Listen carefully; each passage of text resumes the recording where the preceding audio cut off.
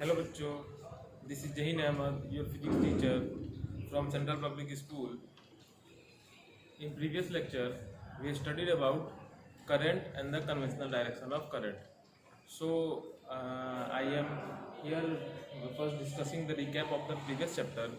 So, कल हमने पढ़ा था कल के लेक्चर में कि हमारे पूर्वजों ने माना था क्या कि करंट का जो डायरेक्शन है वो पॉजिटिव चार्जेस के जो मोशन का डायरेक्शन है वही होता है। ठीक है, तो उसको बोलते हैं कन्वेंशनल डायरेक्शन ऑफ करंट, क्योंकि एक्चुअल में क्या देखा गया कि पॉजिटिव चार्जेस का तो मोशन इम्पॉसिबल है। मोशन किसका होता है? निगेटिव चार्जेस मतलब इलेक्ट्रॉन्स का।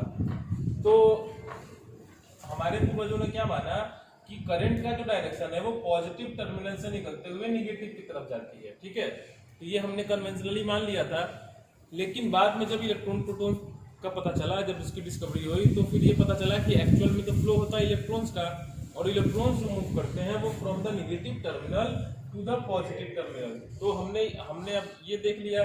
तो अब बात क्या हो गई कि अब इलेक्ट्रॉन्स का डायरेक्शन कैसे ले हम लोग। तो हमने जो हमारा जो पुराना कन्वेंशन था करंट का डायरेक्शन जो पॉजिटिव टर्मिनल से निगेटिव टर्मिनल की तरफ था, अभी भी हम लोग वही लेके चलते हैं। इलेक्ट्रॉन के डायरेक्शन को हम लोग ठीक उल्टा लेते हैं करंट के डायरेक्शन से। ठीक है, फिर तो कन्वेंशनल डायरेक्शन ऑफ करंट हमारा क्या हो गया? From the positive terminal of the battery to the negative terminal. उसके बाद मैंने बताया कि कंडक्टर्स में ऐसी क्या खास बात होती है जिसके कारण कंडक्टर्स में करंट का फ्लो होता है। तो हमने क्या जाना कि कंडक्टर्स में बहुत सारे फ्री इलेक्ट्रॉन्स होते हैं, बहुत ही ज्यादा हेवी अमाउंट में। ठीक है, तो जब कंडक्टर्स पे हम लोग पोटेंशियल डिफरेंस अप्लाई नहीं करते उस समय इलेक्ट्रॉन्स का मोशन झिकझैक होता है। उस समय ओवरऑल वेलोसिटी जो होती है इलेक्ट्रॉन्स की वो ओवरऑल एवरेज वेलोसिटी 0 होती है, लेकिन इंडिविजुअल वेलोसिटी लगभग 10 का पावर 5 मीटर पर सेकंड होता है, जो कि बहुत ज्यादा है। फिर जैसे ही हम लोग पोटेंशियल डिफरेंस अप्लाई करते हैं तो इलेक्ट्रॉन्स का मोशन कैसे होगा? निगेटिव टर्मिनल से पॉजिटिव टर्मिनल की तरफ। ठीक है, तो ये सारे इलेक्ट्रॉन्स जो है वो खुद को एलिंक कर लेंगे एक डायरेक्शन में। ठीक है, अभी भी इनका झिकझैक मोशन होगा, लेकिन ओवरऑल इनमें एक नेट वेलोसिटी आ जाएगी, एवरेज वेलोसिटी, और उसी के कारण उसी डिस्टर्बेंस के कारण करंट का जनरेशन होता है इसमें। ठीक है, अब यही फ्री इलेक्ट्रॉन्स इंसुलेटर में प्रेजेंट नहीं होते हैं, जिसके कारण इंसुलेटर्स में करंट नहीं मिलता है हमें। ठीक है, अब आज के लेक्चर में हमको पढ़ना है इलेक्ट्रिक सर्किट, फिर सर्किट डायग्राम, और उसके बाद सर्किट से रिलेटेड जो भी इक्विपमेंट्स है उनके बारे में। तो ये कल का रिकैप था, आई होप आपको क्लियर हो गया होगा बहुत अच्छे से। फिर हम आज देखते हैं आज का अपना लेक्चर। तो इलेक्ट्रिक सर्किट क्या है वो जानते हैं हम लोग। इलेक्ट्रिक सर्किट क्या है? इलेक्ट्रिक सर्किट नाम से आपको लग रहा होगा कि कोई नया चीज है, लेकिन इसके बारे में आप हमेशा देखते हो आपके घर में जो भी वायरिंग हुई है वायर्स की, जिससे बल्ब जुड़े हुए हैं, जिससे फैन जुड़ा हुआ है, तो आपने जनरली तो आजकल के घरों में क्या होती है, अंडरग्राउंड वायरिंग होती है, तो जो हमको दिखता नहीं है। लेकिन अगर किसी का घर बना हुआ होगा तो आपने इलेक्ट्रिशियन को देखा होगा काम करते हैं। ठीक है, इलेक्ट्रिशियन क्या होता है, वायर्स का पाथ बिछाता है पूरे घर में, और उसी से अलग अलग इक्विपमेंट को जोड़ देता है। तो वही वायर्स का जो हमारा पाथ है, क्लोज पाथ, उसी को बोलते हैं हम लोग इलेक्ट्रिक सर्किट। ठीक है, तो आज का हमारा टॉपिक है इलेक्ट्रिक सर्किट। ठीक है, तो इलेक्ट्रिक सर्किट बेसिकली है क्या कि क्लोज पाथ ऑफ वायर्स, एक तार का बंद रास्ता हो, क्योंकि सर्किट में करंट तभी होगा जब हमारा जो पाथ है वो वायर्स का वो क्लोज हो। अगर तार कहीं से कट जाता है या कहीं से ब्रेक हो जाता है तो अक्सर आपने देखा होगा कि हम करंट नहीं मिलता है, हमारे बल्ब या फैन ऑपरेट होना बंद हो जाते हैं। तो इलेक्ट्रिक सर्किट है क्या? It is a close path of wires along with a source of current। Current का सोर्स होना जरूरी है, तभी उसको इलेक्ट्रिक सर्किट बोलेंगे। बस तार बिछा के हम नहीं बोल सकते हैं कि वो इलेक्ट्रिक सर्किट है। ठीक है, तो इसको ऐसे डिफाइन करते हैं हम लोग, it is a closed path of wires along with a source of current, या कंटिन्यूअस ऐसे भी बोल सकते हैं, continuous close path of wire is known as electric circuit. किसी किसी और इससे अच्छा डेफिनेशन किसी किसी बुक में ये भी मिलता है हमें कि a continuous close path of wires along with the source of current and different electrical appliances. क्योंकि अगर हम लोग वायर अगर हम लोग बिछा रहे हैं, वायर का पाथ बना रहे हैं हम लोग, तो फालतू में तो पैसा खर्च करेगा नहीं कोई। उसमें बल्ब लगाएंगे हम लोग, फैन लगाएंगे, रेफ्रिजरेटर लगाएंगे, एसी लगा सकते हैं, तो ये सारी इलेक्ट्रिकल इक्विपमेंट्स हैं हमारे। तो ये अब हम और स्टैंडर्ड डेफिनेशन क्या हो सकता है इलेक्ट्रिक सर्किट का? A closed path of wires along with the source of current and different electrical equipments is known as electric circuit. ठीक है, अब ये इलेक्ट्रिक सर्किट के बारे में तो हमको समझ में आ गया कि हाँ सर्किट क्या है, एक तार बिछा दो, तार से ढेर सारे अप्लायंसेस जोड़ दो और एक करंट का सोर्स लगा दो, तो वो हमारा इलेक्ट्रिक सर्किट हो गया। ठीक है, अब क्या होता है कि ये इलेक्ट्रिक सर्किट का अगर हमको मान लीजिए कोई किसी इंजीनियर को कोई बिल्डिंग बनानी है, कोई मॉल बनाना है, ठीक है, तो वो इंजीनियर एक्चुअल में तो वायर फिर फैन या एसी या डिफरेंट बल्ब्स का तो एक्चुअल ड्राइंग तो बना नहीं पाएगा, क्योंकि बड़े बड़े बिल्डिंग बनने से पहले हम मॉडल तैयार करते हैं, ठीक है, कि हमें वायर कहाँ से ले जाना है। तो फिर एक कॉन्सेप्ट आया हमारे पास इलेक्ट्रिक सर्किट का। ठीक है, तो इलेक्ट्रिक सर्किट क्या है वो देखते हैं। सर्किट डायग्राम, सर्किट डायग्राम ये क्या है हमारा? तो ये बेसिकली इलेक्ट्रिक सर्किट का ही सिंबॉलिक रिप्रेजेंटेशन है। हम आसानी के लिए क्या करते हैं, अलग अलग अप्लायंसेस, जैसे वायर को स्ट्रेट लाइन से शो करते हैं हम, ठीक है, फिर अलग अलग अप्लायंसेस का अलग अलग सिंबल इस्तेमाल करते हैं ताकि हमारा जो ड्राइंग है वो काफी कॉम्प्लेक्स ना हो, बहुत ही सिंपल हो जाए और समझने में आसान हो जाए। ठीक है, तो इसी का सिंबॉलिक रिप्रेजेंटेशन जो होता है उसको बोलते हैं हम लोग circuit diagram. It is a symbolic representation of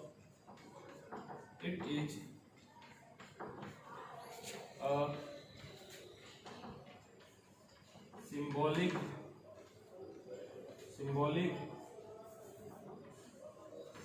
representation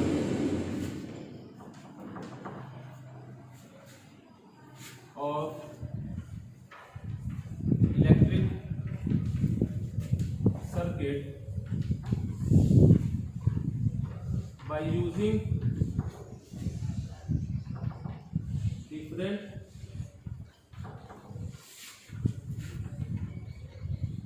circuit symbols, अलग अलग सर्किट सिंबल्स का इस्तेमाल करके जो सिंबॉलिक रिप्रेजेंटेशन हम इस्तेमाल करते हैं, जो डायग्राम बनाते हैं, उसी को बोलते हैं हम लोग सर्किट डायग्राम। ठीक है, इलेक्ट्रिक सर्किट का ही सिंबॉलिक रिप्रेजेंटेशन है सर्किट डायग्राम। अब इसके लिए एक समझते हैं सर्किट डायग्राम एक्चुअल में होता क्या है। उससे पहले देख लेते हैं हमारे डिफरेंट सर्किट सिंबल्स क्या है, कौन कौन से सिंबल्स हमें इस्तेमाल करने हैं। तो उसके लिए एक टेबल में बनाता हूँ, आप लोग देखो सर्किट सिंबल्स का।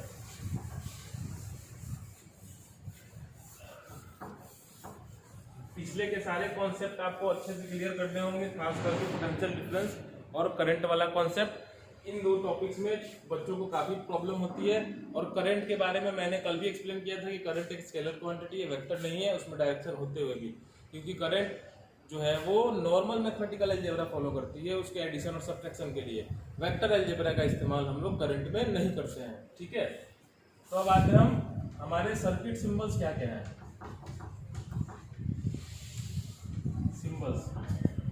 तो सबसे पहले तो हम सर्किट तभी होगा जब हमारे पास वायर हो। तो सबसे पहला हमारा है, अगर वायर हमको शो करना हो तो उसका सिंबल क्या यूज करेंगे। तो यहाँ पे मेरा इक्विपमेंट हो गया इलेक्ट्रिकल इक्विपमेंट, और ये यहाँ पे उसका सिंबल, क्या उसका सिंबल हो रहा है, और ये सीरियल नंबर। सबसे पहला हमारा वायर, तो वायर को किस सिंबल से रिप्रेजेंट किया जाएगा सर्किट डायग्राम में, तो वो बेसिकली हमारा एक स्ट्रेट लाइन, सीधी लाइन से हम लोग किसी भी तार को दिखाते हैं सर्किट में। ठीक है, दूसरा हमारा है, अगर वायर्स क्रॉस कर रहे हैं तो क्या होगा। अगर वायर क्रॉस करते तो हो सकता है वायर एक दूसरे को बिना फिजिकली कांटेक्ट किए निकल जाए, या ये भी होता है कि वायर जुड़े हुए हो, जैसा हमें कई बार वायर को जोड़ना होता है। तो अगर वायर ज्वाइंट है, अगर वायर जुड़े हुए हैं, वायर ज्वाइंट मतलब ये 2 या 3 वायर्स आपस में जुड़े हुए हैं, तो हमें कुछ नहीं करना है, बस 2 स्ट्रेट लाइन और बीच में डॉट दे देना है। इस डॉट का मतलब है कि ये दोनों वायर आपस में फिजिकली जुड़े हुए हैं। ठीक है, उसके बाद तीसरा है हमारा, अगर वायर एक दूसरे को बिना बिना किसी फिजिकल कांटेक्ट के एक दूसरे से पास हो जाए ऐसे, तो उस केस में क्या होगा, इसका diagram, wire crossing, wire cross करे तो कैसे होगा, तो एक तो ये रिप्रेजेंटेशन सिंपली ऐसे क्रॉस करा दो, बीच में डॉट नहीं दो, तो वो एक रिप्रेजेंटेशन है हमारा। और ये एक दूसरा रिप्रेजेंटेशन ये है कि ये वाला, इसका मतलब है कि ये ऊपर, ये वाला वर्टिकल वायर है, ये नीचे वाले वायर के ऊपर से पास हो रहा है, ठीक है। अब इसके बाद तीसरा जो हमारा आता है इक्विपमेंट, वो हमारा है सेल, क्योंकि हमें जो 10th क्लास में पढ़ना है वो डीसी सर्किट के बारे में पढ़ना है, एसी सर्किट के बारे में नहीं पढ़ना है। अब डीसी सर्किट जो होता है हमारा, वो सेल या बैटरी से ही बनता है। तो तीसरा हमारा जो है वो है इलेक्ट्रिक सेल, चौथा सेल। तो सेल कैसा होगा, तो सेल का रिप्रेजेंटेशन है एक बड़ा सा लाइन और एक छोटा सा लाइन, और ये बड़ा वाला पॉजिटिव टर्मिनल होता है और छोटा वाला नेगेटिव टर्मिनल।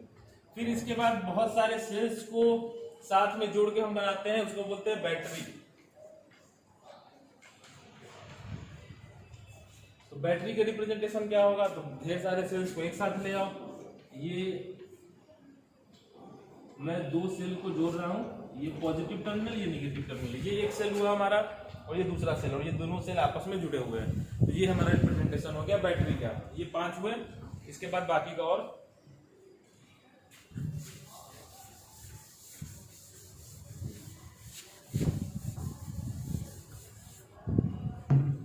फिर इसके बाद हमारा आता है छठा स्विच। घर में भी हम स्विच का इस्तेमाल करते हैं, जब हमें फैन ऑपरेट करना हो तो हम स्विच ऑन करते हैं, यानी उस समय हमारा सर्किट क्लोज्ड है, सर्किट हमारा बंद है। जब सर्किट को ओपन कर देते हैं हम लोग, तो करंट का फ्लो सर्किट से रुक जाता है, ठीक है। तो जब स्विच हमारा ऑन हो, ठीक है, स्विच ऑन, यानी इस केस में हमारा सर्किट जो है हमारा वो क्लोज्ड है। स्विच ऑन का मतलब सर्किट क्लोज्ड, ठीक है, यानी करंट का फ्लो हो रहा है इस केस में। तो स्विच का रिप्रेजेंटेशन जो है वो कुछ इस तरीके से है,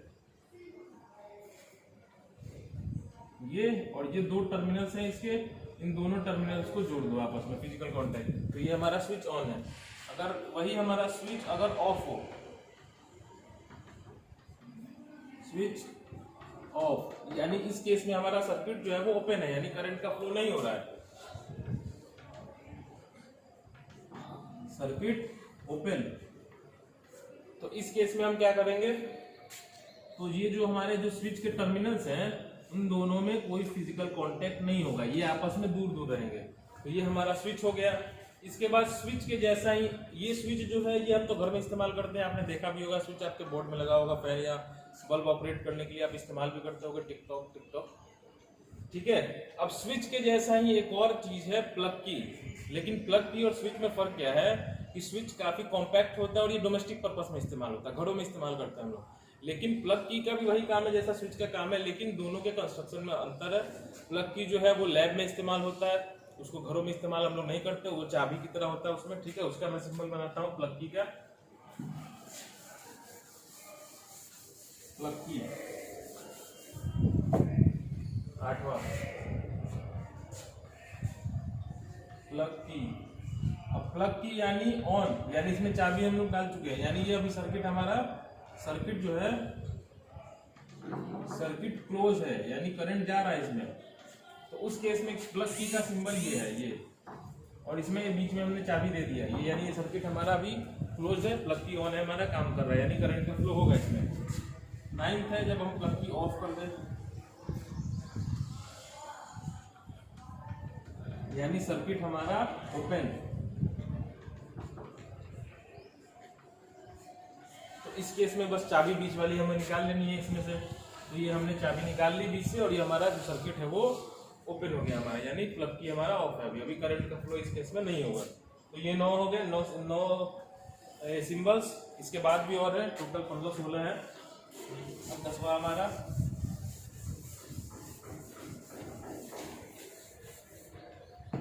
अब आते हैं रसिस्टर का सिंबल कैसा होता है। ये जनरली रसिस्टर बहुत काम की चीज है, किसी भी वेरिएबल इक्विपमेंट जिसके बारे में हमें कुछ पता नहीं है उसको हम इस सिंबल से शो करते हैं। तो रसिस्टर का सिंबल बस एक जिगजैग लाइन इस तरीके से। ये हमारा रेसिस्टर है, इसके बारे में हम लोग आगे पढ़ेंगे। इसको रेसिस्टेंस या रेसिस्टर दोनों बोल सकते हैं। रेसिस्टेंस, किसी बुक में आपको रेसिस्टेंस मिलेगा, किसी बुक में रेसिस्टर मिलेगा।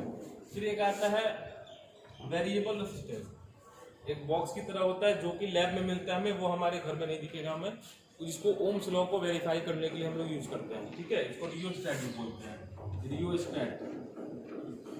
इसके बारे में हम लोग पढ़ेंगे आगे डिटेल में। अब रियोस्टैट में क्या है, इसका दो सिंबल है, एक तो ये और यहाँ से एरो हमें क्लियर है, यानी ये एरो, ये स्लाइडर है, ये एरो को हम आगे और पीछे कर सकते हैं।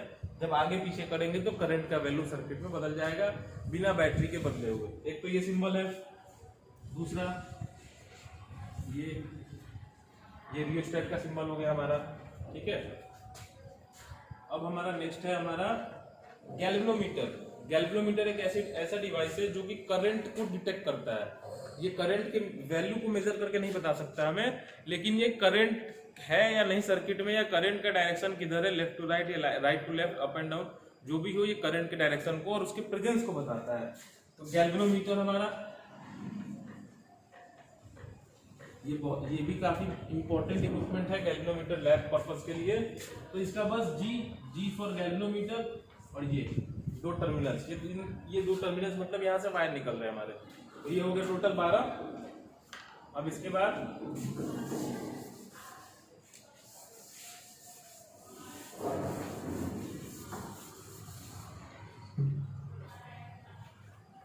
13 एमीटर एक ऐसा डिवाइस है जो कि करंट के वैल्यू को मेजर करके बताता है हमें करंट सर्किट में कितना है। और एमीटर में टर्मिनल्स होते हैं प्लस और माइनस, यानी प्लस वाला जो टर्मिनल है वो हमें बैटरी के प्लस की तरफ जोड़ना होगा और माइनस वाले टर्मिनल को बैटरी के माइनस की तरफ। ठीक है, ये करंट के वैल्यू को बताता है, इसके बारे में आगे पढ़ेंगे हम लोग। फिर चौथा है हमारा वोल्ट मीटर जो है ये वोल्टेज बताता है हमें। ठीक है, वोल्टेज मेजर करके बताता है। इसका भी symbol V for volt, plus minus, इसका भी प्लस बैटरी के प्लस की तरफ और माइनस बैटरी के माइनस की तरफ। 15 जो हमारा है वो है फ्यूज, इलेक्ट्रिक फ्यूज, जो हम सेफ्टी पर्पस के लिए इस्तेमाल करते हैं। तो इसका सिंबल बहुत ही आसान है, ये हमारा फ्यूज है। ठीक है, ये फ्यूज वायर है, जब ये मेल्ट हो जाता है तो हमारा करंट का फ्लो रुक जाता है। ठीक है, तो ये सारे सर्किट सिंबल्स हो गए। अब एक सर्किट डायग्राम हम देखते हैं, एक एग्जांपल की सर्किट डायग्राम होता कैसा है। ठीक है, ये सिंबल्स आपको समझ में आ गए होंगे। अब मान लीजिए हमारे पास एग्जांपल में बोला कि आप एक सर्किट डायग्राम बनाइए जिसमें एक रेसिस्टर लगा हो। ठीक है, तो रेसिस्टर का सिंबल क्या था हमारा, जिगजैग लाइन, ये रेसिस्टर हो गया। फिर बोला कि इस रेसिस्टर से हमें करंट भी मेजर करना है, तो करंट मेजर करने के लिए एमीटर जोड़िए आप, तो ये हमने एमीटर जोड़ दिया। फिर बोला कि इसमें वोल्टेज मेजर करने के लिए आप एक वोल्ट मीटर जोड़िए, तो ये हमने वोल्ट मीटर जोड़ दिया। अब इसको इन दोनों को ऐसा क्यों लगा रहे हैं ये मैं बताऊंगा आगे। फिर उसके बाद बोल रहा है कि इसमें आप एक स्विच लगाइए, तो हमने ये एक स्विच लगा दिया।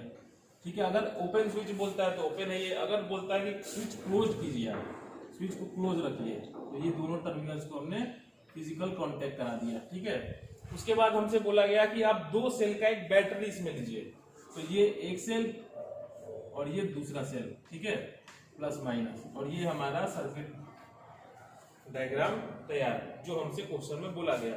ठीक है, अब देखो आपकी ये प्लस एमीटर का, ये माइनस, इसका प्लस बैटरी के प्लस की तरफ, इसका माइनस बैटरी के माइनस की तरफ। वोल्ट मीटर का प्लस बैटरी के प्लस की तरफ, वोल्ट मीटर का माइनस बैटरी के माइनस की तरफ। ठीक है, तो ये एक नॉर्मल सा सिंपल सा एक सर्किट डायग्राम हो गया हमारा। ये सीरीज कॉम्बिनेशन है। ठीक है, ये सीरीज, एमीटर हमेशा सीरीज में लगाते हैं हम, वोल्ट मीटर हमेशा पैरेलल में लगाते हैं। इसके बारे में डिटेल हम पढ़ेंगे अगले लेक्चर में। तो आई होप ये सारी बातें आपको समझ में आ गई होंगी। ठीक है, that's all for today, thank you, have a nice day.